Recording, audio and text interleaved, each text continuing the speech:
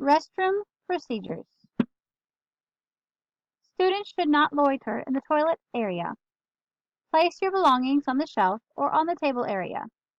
No horseplay or vandalism. Wash your hands. If you are visiting the restroom during class time, you should have a pass.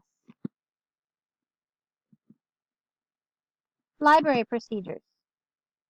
Students enter the library through the main doorway, but exit through the side doors closest to where they are going.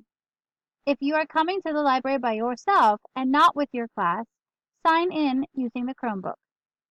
If you are not coming with your class, you must have a pass to enter the library. Students must be respectful of the library environment.